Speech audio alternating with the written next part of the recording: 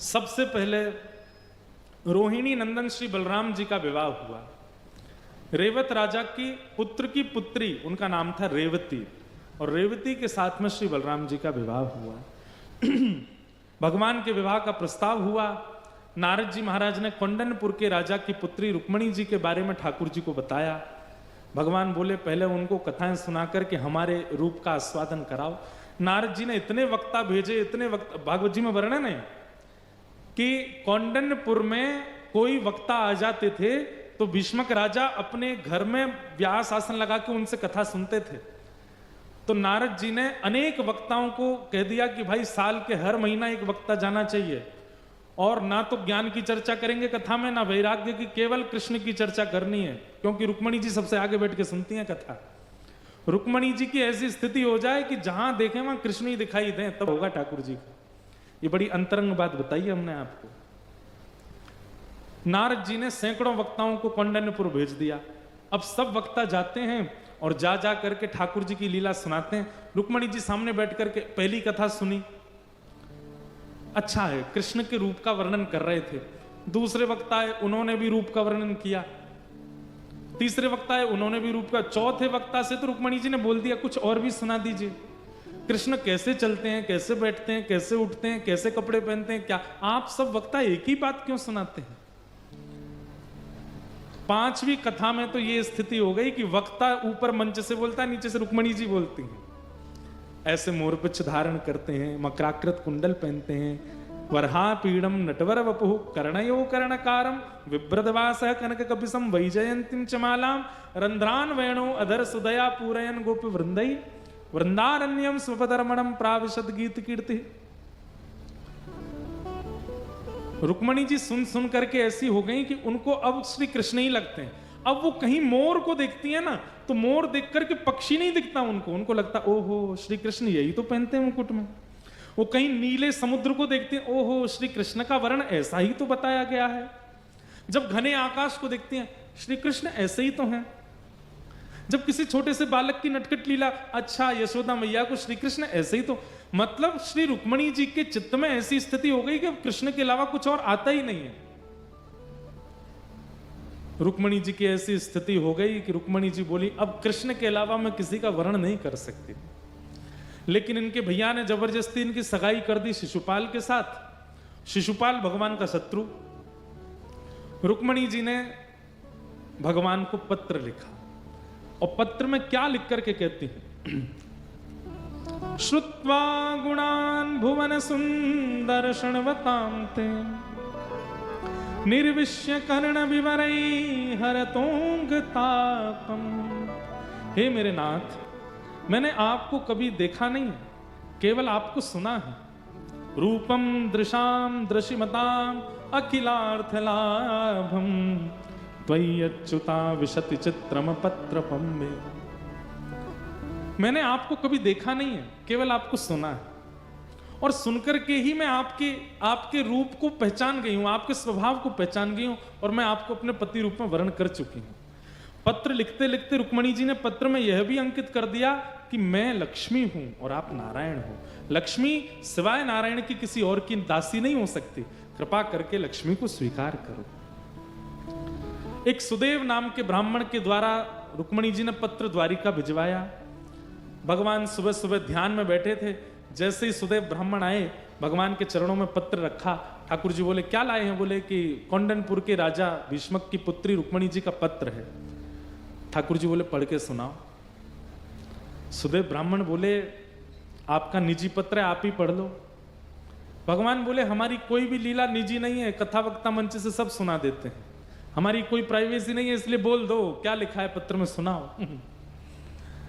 सुदेव ब्राह्मण ने कहते हैं जैसे ही पहला श्लोक बोला, श्रुत्वा गुणान भुवन सुंदर शृण्वतां ते निर्विश्य कर्ण विवरै हरतोंग तापम, इतने में तो ठाकुर जी अपने आसन से खड़े हो गए।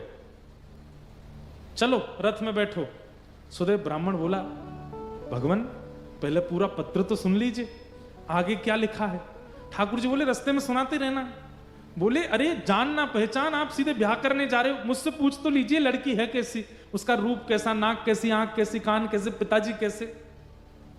भगवान बोले देखो हमें अपनी गृहिणी में जो गुण चाहिए वो पहले श्लोक में ही लिखा है। क्या?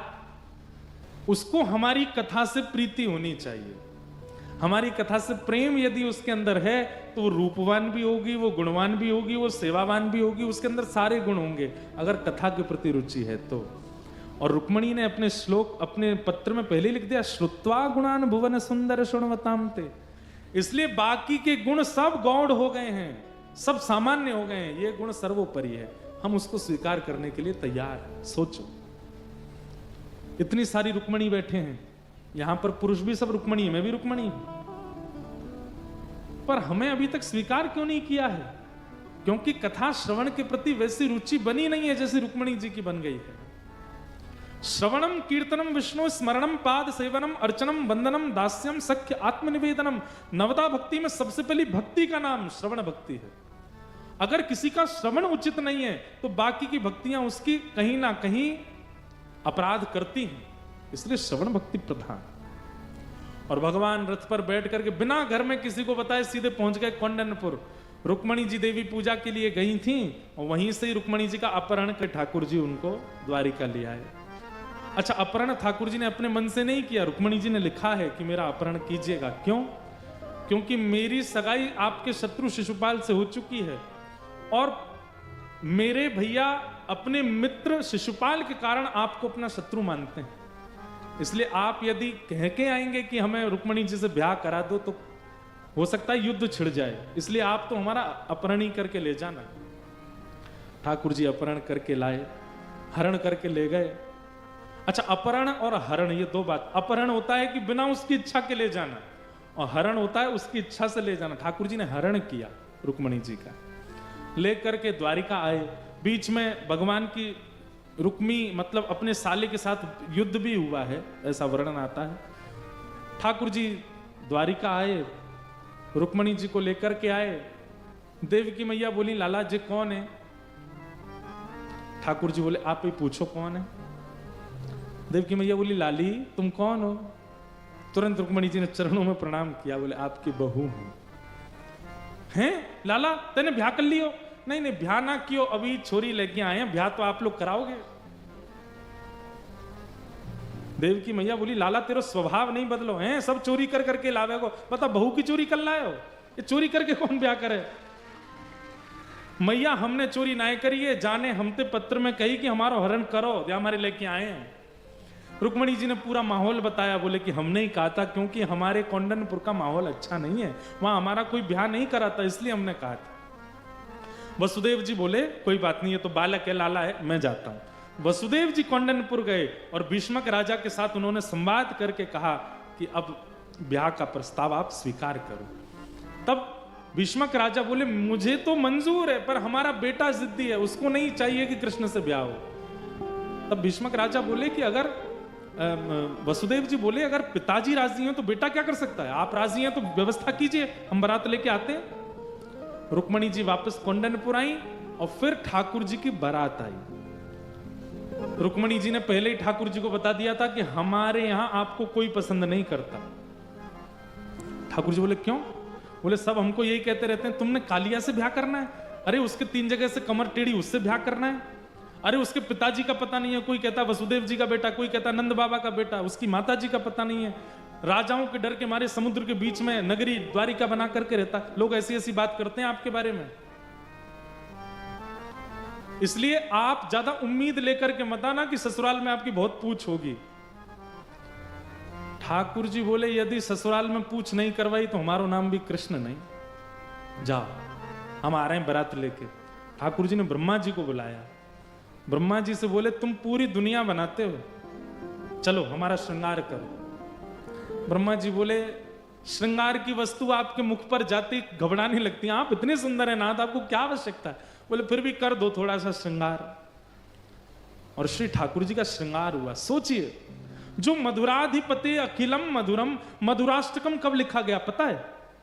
ठाकुर जी गैया चरा करके लौट रहे हैं और पसीना मुख पर आए हुए हैं, यहां से कुछ बाल ठाकुर जी के ऐसे चुपके हुए हैं, यहां से कुछ केश ऐसे मुख पर आए हुए हैं। उस समय गायों की धूल उड़ उड़ करके मुख पर लग गई है, उस समय मधुराष्टकम लिखते हैं। अधरम मधुरम वदनम मधुरम चलितम मधुरम हसितम मधुरम मधुराधिपते अखिलम मधुरम। श्री शुकाचार्य जी महाराज वर्णन करते हैं, तम गो रजत छुरित कुंतल वद्दवरह वन्य प्रसून रुचिरे छड़चारुहासम। जो ऐसी अवस्था में इतने सुंदर लगते हैं, वो दुल्हा बन के कितने सुंदर लग रहे होंगे, सोचो। गैया की रज मुख पर लगी है तब तो गोपियां बेहोश हो जाती हैं इनको देख करके, ये जब दुल्हा बन के आए होंगे तो इनने क्या किया होगा। आहा, ठाकुर जी सेहरा पहन करके, बढ़िया अचकन पहन करके, और जैसे ही कौंडिन्यपुर में प्रवेश किए, मुकुट धर सांवरे रे लाला। अटारियों पर सालियां खड़ी हैं ठाकुर जी की, और सब बेमन से स्वागत कर रहे हैं बारात का। क्यों? किसी को भी ठाकुर जी प्रिय नहीं है। अच्छा, बात ऐसी है, अभी तक ठाकुर जी को किसी ने देखा नहीं है, केवल सुना है कि वो काले हैं, वो टेढ़े हैं, वो ऐसे हैं, वो वैसे हैं। आज पहली बार देखने वाले हैं, तो भीड़ भी बहुत लगी है, और सब मन में सोच रहे हैं, बताओ ऐसी फूल सी लाली और काले को ब्याह रही है, टेढ़े को ब्याह रही है। तो ठाकुर जी बड़ी बड़ी खतरनाक सिचुएशन में बारात लेके गए। सब गा रहे हैं, मुकुट धर सांवरे रे लाला दोए बापन के जाए। आपके दो दो पिताजी गाली देते हैं जब बारात आती है। तो अटारियों पर सब सारियां गाली दे रही थी ठाकुर जी को। ठाकुर जी अभी तक तो नीचे मुंह करके बैठे थे। जैसे ही बिल्कुल मध्य बारात पहुंची, चारों तरफ कौंडिन्यपुर की सभा है, तब ठाकुर जी ने नेक अपना मुख उठाया, और जैसे ही अपनी कटाक्ष तिरछी चितवन से जहां जहां देखते गए, वहीं वहीं सब घायल होते चले गए। और महाराज ऊपर अटारियों पर चढ़ी हुई सखियां कह रही हैं, मुकुट धर सांवरे रे लाला दोए बापन के जाए। गाली दे रही थी ठाकुर जी को। एक द्वारिका में बसे रे लाला दूजे गोकुल राय। दो दो पिताजी हैं इनके। ऐसे फिर आगे कहती इनकी दो मैया हैं, इनकी दो बहन हैं, दो भुआ हैं, गाली दे रही हैं। ठाकुर जी थोड़ी देर तो सुनते रहे। जैसे ही नजर उठा के ऊपर देखा ठाकुर जी ने, उनकी जीभ फिर गई ठाकुर जी का रूप माधुरी देख करके, और ठाकुर जी की जगह रुक्मणी जी के पिताजी को गाली देने लग गई सबरी। सब अस्त व्यस्त हो गया माहौल, सब बलैया लेने लगे। दूर से ही दौड़ दौड़ करके रुक्मणी जी को जाकर के कह रहे हैं, अरे रुक्मणी तेरो कैसो भाग्य, इतने सुंदर दुल्हा, कौन कहवे कारो है, कौन कहवे टेढ़ो है, कौन कहवे, अरे ये तो इतने सुंदर है। रुक्मणी तूने ज्यादा श्रृंगार करके जाइयो, नहीं तो फीकी लगेगी। रुक्मणी जी बड़ी प्रसन्न है कि चलो ठाकुर जी ने लाज बचाई हमारी। ऐसे सुंदर बन के ठाकुर जी आए, सब देखते रह गए ठाकुर जी को। भगवान ने जाकर के रुक्मणी जी से विवाह किया, देवताओं ने पुष्प वर्षण किए, और श्री रुक्मणी जी के साथ में ठाकुर जी का विवाह संपन्न हुआ। बोलो रुक्मणी रमण भगवान की जय।